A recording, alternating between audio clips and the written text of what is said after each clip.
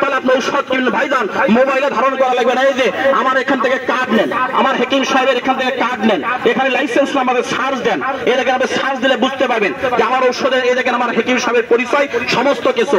আমার বাসা বগুড়া, মালিকের বাসা পাবনা, আমরা সারা বাংলাদেশ টেকনাফ থেকে তেতুলিয়া, রূপসা থেকে পাথুরিয়া, প্রত্যেকটা বাংলাদেশের অলিগলিতে আমরা এক নামে গাছ গাছালি কথা বলি। এবার কথাবার্তা বলা শেষ, এবার এক ডোজ করে ঔষধ আমার কাছ থেকে সবাই খাবেন। তবে আমি প্রথমেই বলছি, ঔষধটা খেয়ে কেউ গরম পানি গরম দুধ খাবেন না, ঔষধটা খেয়ে কেউ ডবল খাবেন না, 1 থেকে 12 নিচে কাউকে খাওয়ান যাবে না।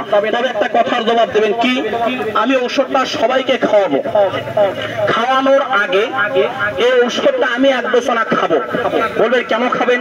যা দেখবেন কিছু হোটেলওয়ালা যারা আবার ব্যবসায়িক ভাই রাগজান করেন না, খিচুড়ি রান্না করে, সকালবেলা ওনার হোটেলে খিচুড়ি পুরি থাকার পরেও উনি বাড়ি থেকে খাবার নিয়ে এসে খায়, এমন হয় না? উনি যা খবর নিয়ে দেখেন হয়তো খিচুড়ির মধ্যে কোনো একটু অনির্বিষ আছে। তা আপনাদেরকে আমি যে ঔষধটা খাওয়াবো, আমি যদি সর্বপ্রথম 1 চামচ খাই, যদি ভালো হয় আমার হবে, খারাপ হলে আমার হবে না। কথা খারাপ বললাম, আমি যেটা খাবো সেটা আপনাদেরকে খাওয়াবো। আপনাদের সবাই অনুমতি দেন, তাহলে আমি ঔষধটা খাইতে পারি। সর্বপ্রথম আমি খাবো, খাওয়া যাবে?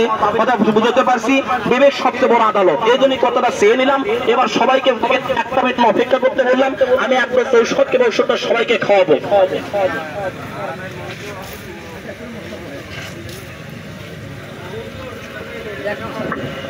কেন এই কথাটা বললাম?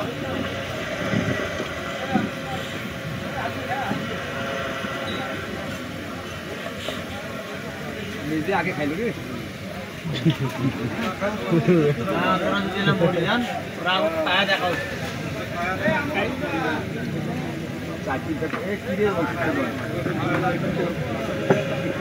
এর মধ্যে আর কোন ব্যাস থাকলো?